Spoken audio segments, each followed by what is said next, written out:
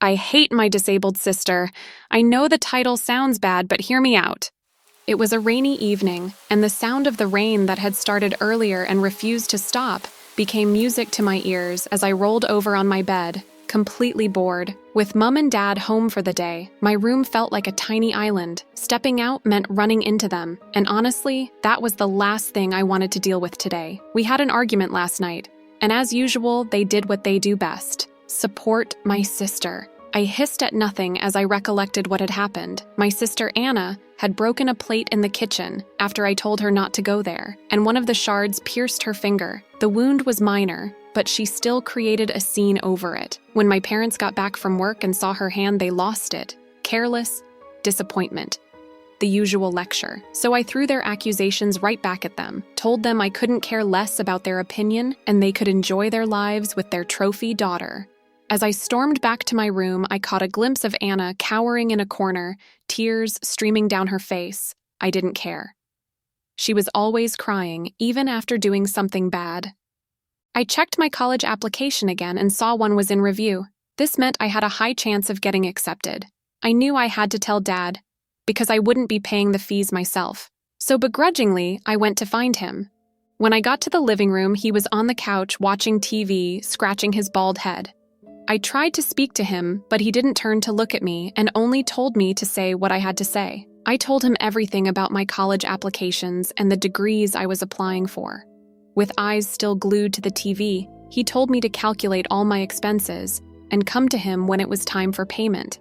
He also added that while considering the degree to get, I shouldn't forget to go for a degree that would pay me well so that when he and Mum were gone, I would be able to take good care of my sister.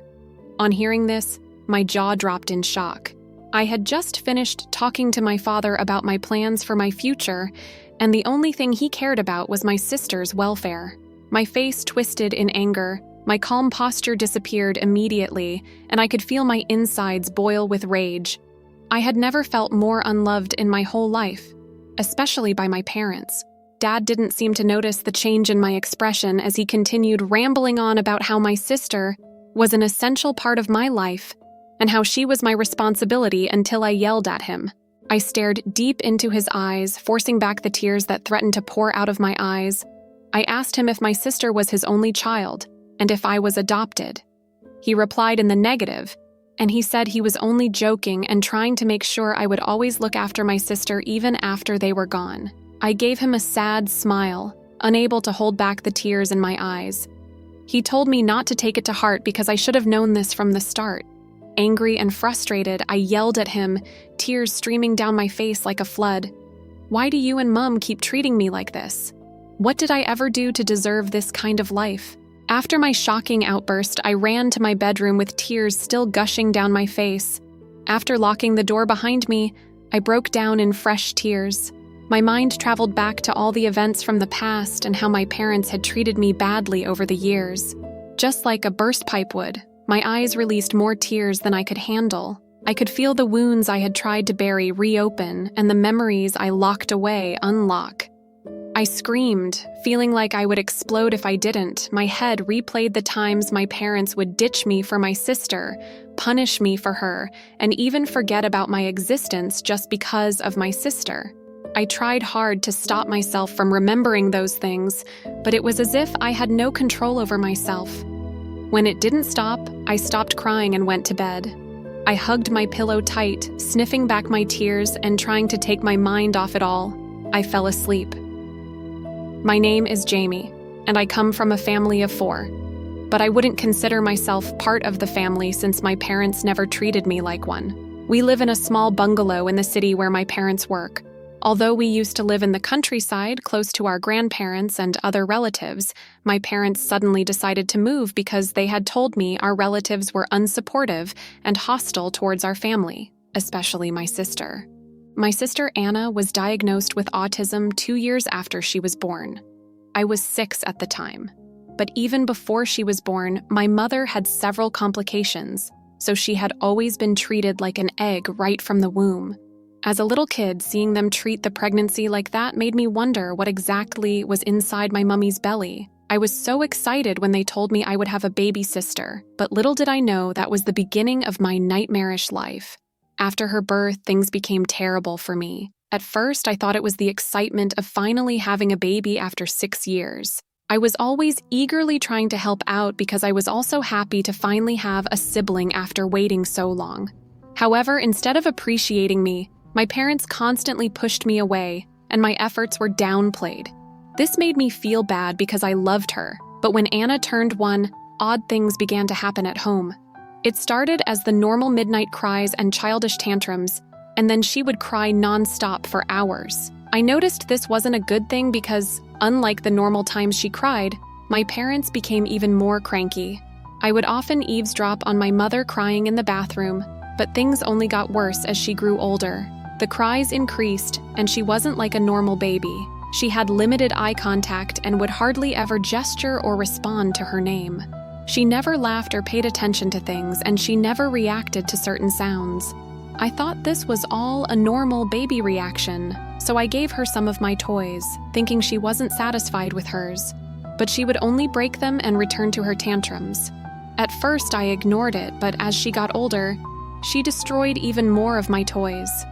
I would always complain to my parents, but they always said it was nothing, and I was getting too old for my toys anyway. Then it got worse.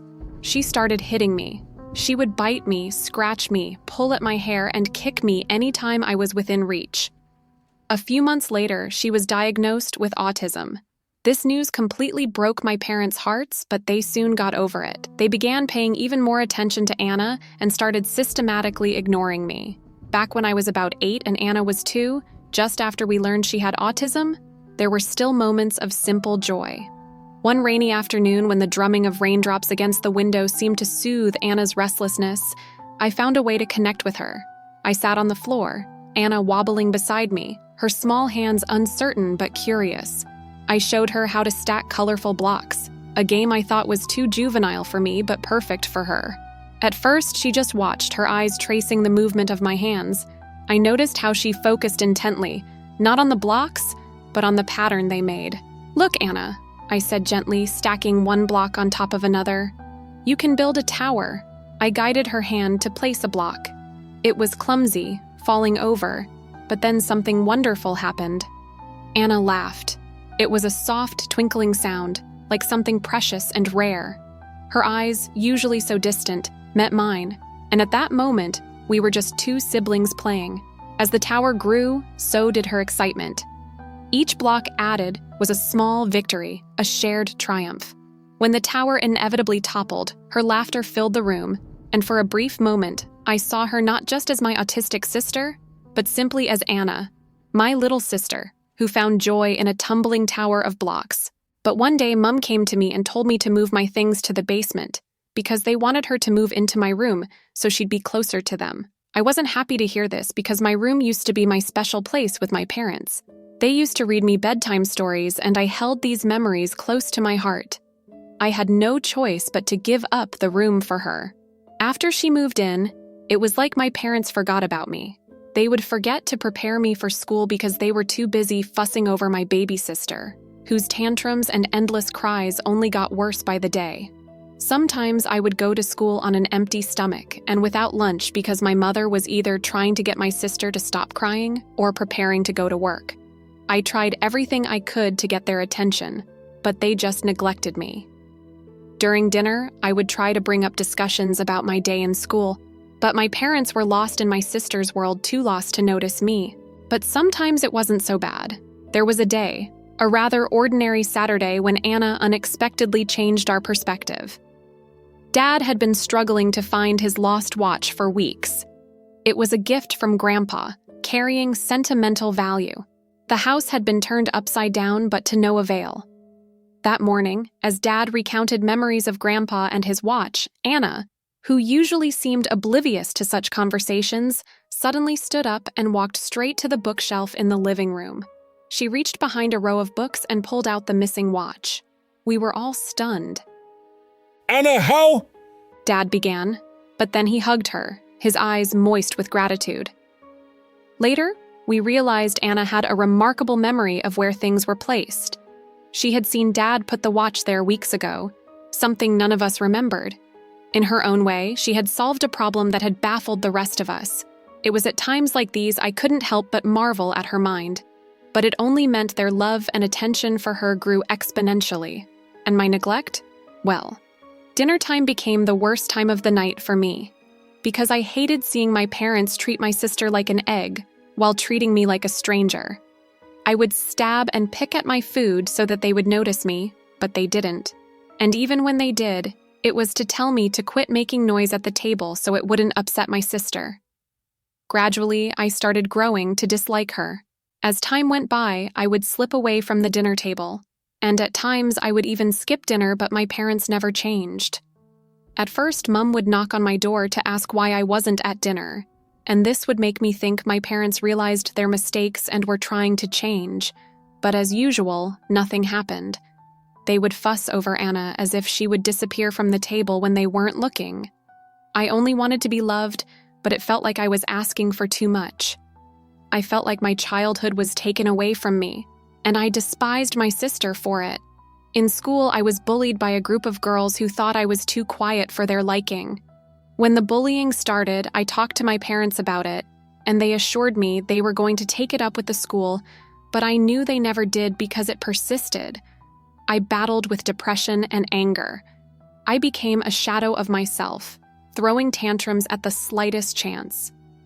I would sit alone in class and glare at other kids who had friends, and whenever it was time to go home and I saw other kids with their families, I would become green with envy. I wanted what they had, a strong bond with my family, but I never had it. Instead, I was kicked to the curb and treated like an option by the people who were supposed to love me most. A teacher noticed the change in me and tried getting my parents to talk about it, but they wouldn't budge. They always had excuses each time, and it was either work or my sister. With time, I became even more bitter, seeing how unconcerned they were about me. The teacher gave up on them and took me to a counselor on her own. It was at the counselor's office that I was finally able to open up. I had so much anger bottled up in me against my sister, and the counselor was shocked to see this. I was only 11 at the time, but I felt older than my age because of the weight I carried. The school tried to set up different meetings with my parents, but they were never present. My teacher helped me make friends at school, and this was one of the happiest moments in my life. I finally had an escape route from everything that was going on at home. My new friends felt like family. Slowly, I began to lose interest in my parents and sister. I withdrew myself completely from my family, and we only lived like strangers. I looked forward to every school day. Dinner time became insignificant to me. I no longer cared what my parents did anymore. Weekends and holidays were a real torture for me, and every minute I spent at home felt like a year. Things continued in this manner until a few months later, when my sister started school. My parents enrolled her in the same school I attended because there was a special section for children with special needs.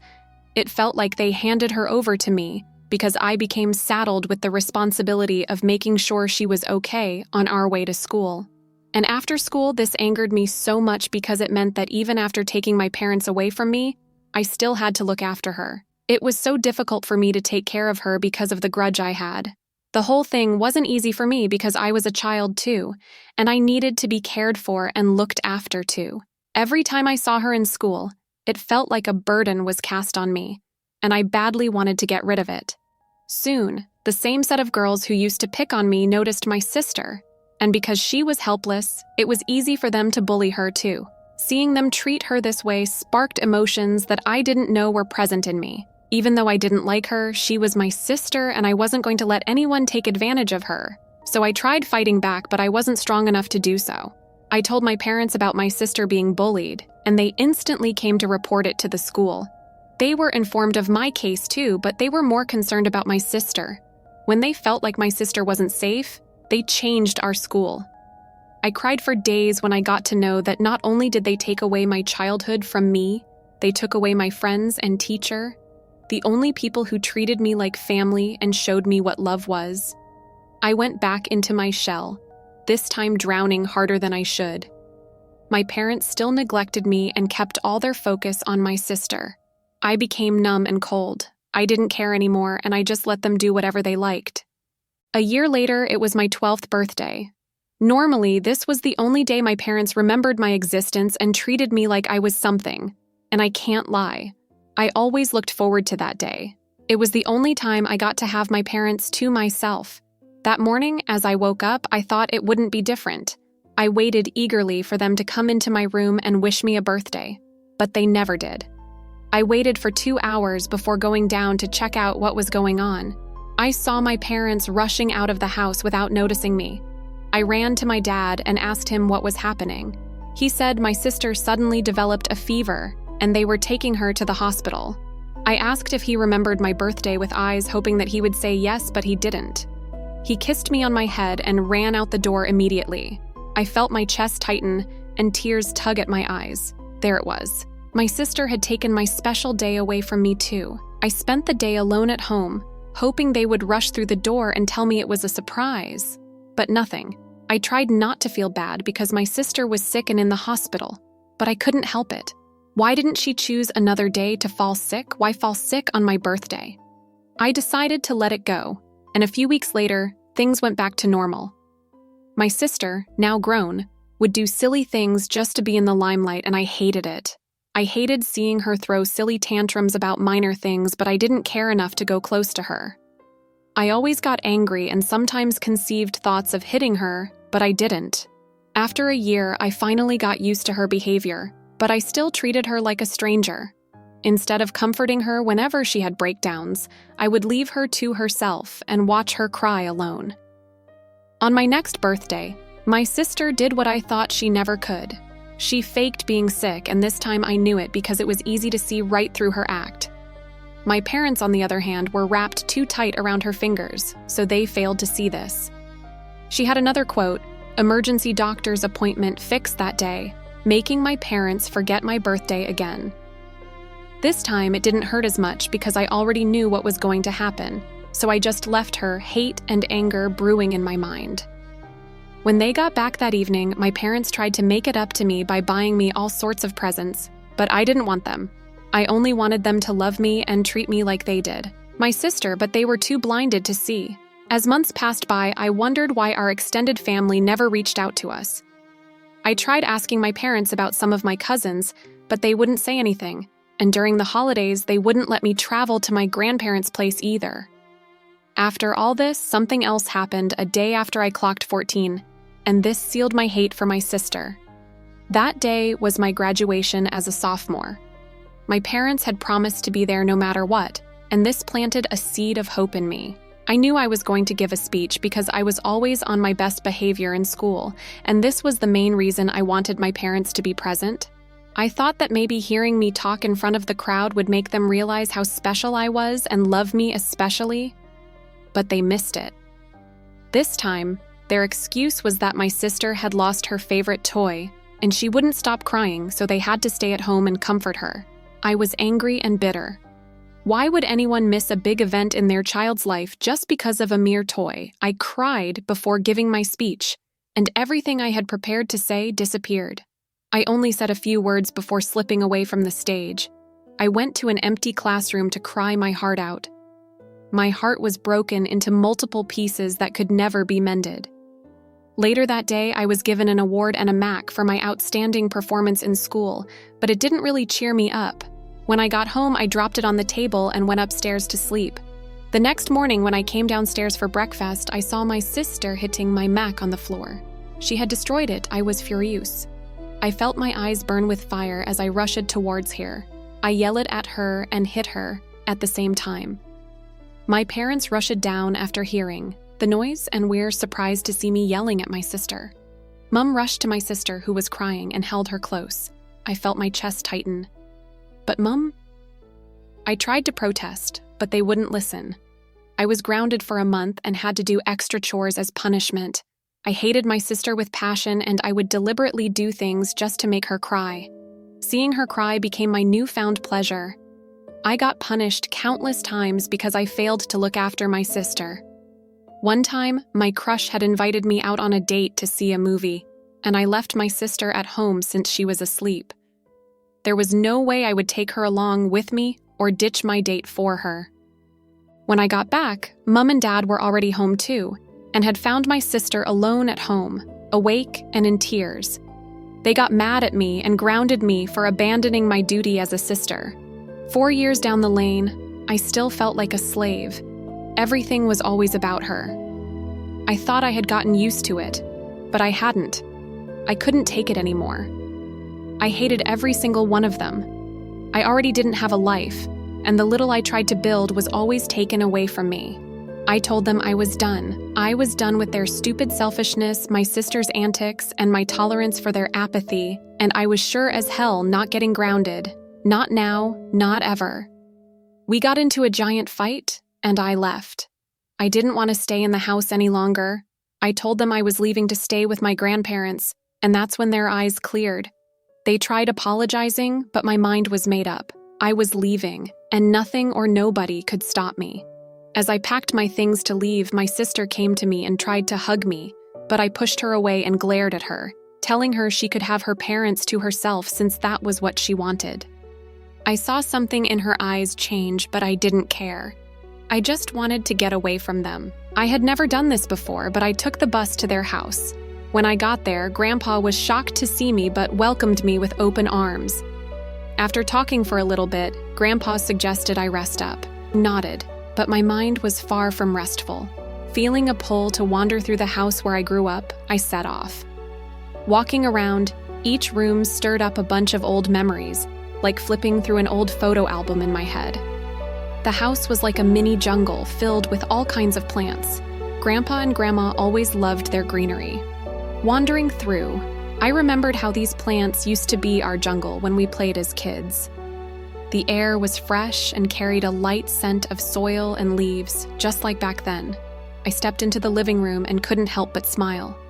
This place was the heart of our childhood games. I could almost hear the laughter of me and my cousins echoing off the walls. The room hadn't changed much, it still had that cozy, lived-in feel. Passing by the kitchen, I got hit with memories of Grandma's baking. Man, her apple pie was the best. Just thinking about it made my mouth water.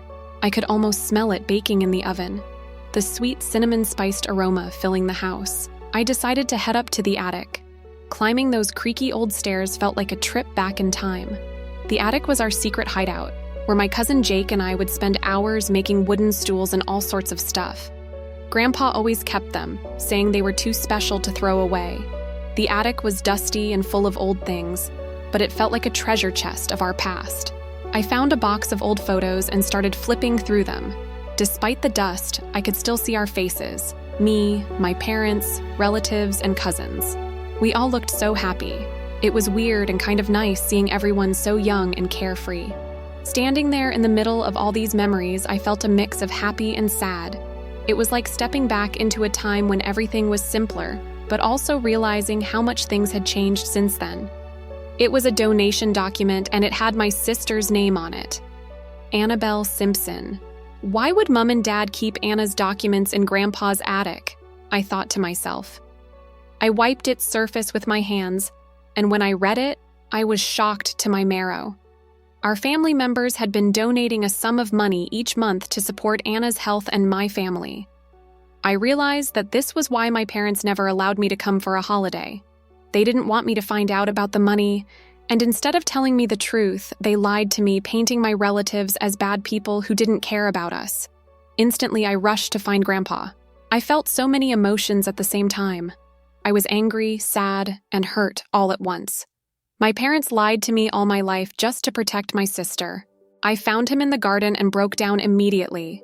He consoled me for a few minutes, and when I was finally able to calm down, I opened up to him about everything that had been going on at home. To say he was shocked was an understatement. Apparently, Dad had told them we were moving because he wanted Anna to receive quality health care, which was clearly a lie. Upon hearing all this, he immediately summoned a family meeting. He told everyone to meet at my parents' house the following week. Time passed by slowly, and it felt like the day would never come. But when it did, my grandparents helped me prepare, but I still felt anxious to face everyone. When we got there, I saw my uncles, aunts, cousins, nieces, and nephews, whom I hadn't seen in a long time. Everyone had changed, and most of them looked unfamiliar. Their faces held different expressions, some blank, others with sympathy, while some were just confused. Children ran around the house, creating a noisy atmosphere. but not even their noise could break the tense air. Grandpa started the conversation and told my parents to explain why they treated me the way they did. As I entered the living room, I could feel their eyes, curious and eager to hear what I had to say. I looked back at them, hoping I could make them understand my pain. I spoke of my life from the moment Anna came into this world. I spoke of my love for her and how I cared for her in my way. I spoke about the hurt I felt each time my parents kicked me to the side. I spoke about the bullying, and I could hear gasps from my relatives. They were beginning to murmur, now looking at me with pity. I spoke about the times they forgot my birthdays and failed to attend important occasions in my life.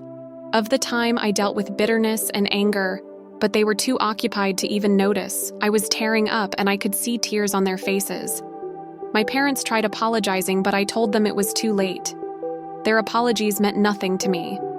As I continued, I spoke of my stolen childhood, how I had to slave away taking care of Anna as a kid myself, the pain I felt, the nights I cried in my room, and the days I waited for them to express their love for me.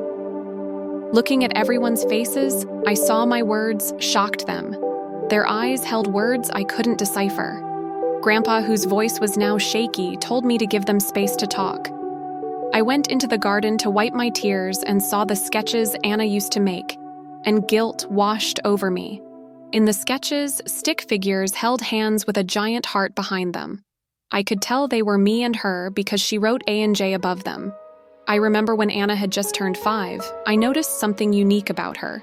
Despite the chaos surrounding her, Anna had an incredible talent for drawing. It started with doodles on scraps of paper, but soon, her drawings became intricate and detailed, far beyond what you'd expect from a child her age. One evening, I found her in her room completely absorbed in her sketchbook. Curiosity got the better of me and I peered over her shoulder. The page was filled with a detailed drawing of our backyard garden, each flower and leaf rendered with surprising accuracy and attention to detail. "Anna, did you draw this?" I asked, my usual annoyance giving way to genuine awe. She didn't respond with words, but her proud smile said enough. In her drawings, Anna communicated in ways she couldn't with words. It was her world, a place of beauty and precision, so different from the often confusing and overwhelming one she lived in. Sometimes I'd catch myself watching her draw, marveling at how she captured the world around her. It was moments like these that I saw Anna not just as a burden, but as someone with a unique gift, a sister with an extraordinary way of seeing the world. I'd forgotten we used to have good times. I sighed. She did nothing wrong by being my sister, I just couldn't stand the whole thing anymore. I sat down on the grass, taking the smell of the sweet-smelling flowers until something caught my eye in the grass. It was Anna's diary, and I couldn't help but open it. I read through it, at first with curiosity, to see what she had been thinking about all this time. But what I saw inside the diary shocked me. All this time, I was too blinded by my selfishness to see that my sister was only yearning for my attention. All the broken toys, tantrums, and annoying things she did were all to get my attention because she didn't know how else to express herself. She was autistic, and she felt like I hated her because of it. She wrote about the time I fought against her bullies and how she loved my cooking, how she loved hanging out with me and was so happy when we got to be in the same school. The night of my date with my crush, she was heartbroken to wake up alone without me because she was thinking of showing me her colorful drawings. My eyes stung as I read, but before I could read further, I heard someone humming to a rhyme I used to sing to her when we were younger, and I was surprised to discover it was Anna. Humming. Tears poured out my eyes as I released the point. I had been missing this whole time. She looked up, and when she saw me, I saw something in her eyes that I had never seen before: rage. She was angry at me and probably hated me too, but I was too selfish and blinded by my wants to see. She looked up to me all this time. I felt chills just by staring at her, but she immediately stood up and went inside. I didn't try to go after her because I was still trying to process everything I had just seen. A few minutes later, I heard noises and I went out to see what it was. Then I saw it. Anna was sitting in Dad's SUV with the ignition on. Her face was unusually calm and held emotions only I knew well. She was boiling with rage, and the next minute she drove straight into me, ramming me against the palm tree behind me. Time froze for a second, and everything around me happened in slow motion. I suddenly heard noises, a horrified scream from Mum, Uncle Tim, Jake's father yelling at Anna to get down from the car in silence. All the voices disappeared, and I felt myself drowning in deep darkness. The next time I woke up, I was lying on the hospital bed with casts on my leg. My mind traveled back to everything that happened, and I broke out in tears. At the moment, the only thing I wanted was to see my sister, but I knew I probably couldn't, and the thought of this broke me more. Where do I go from here? Can forgiveness heal the deepest wounds, or are some damages beyond repair? What would you do if you were in my shoes? If you like this video, like and subscribe to this channel. We're just starting out, and we need your support to continue creating great stories like this. We'll be uploading 3 videos per week, so make sure to turn on your notification bell to be notified each time we drop a new video. A big kiss and check out this video.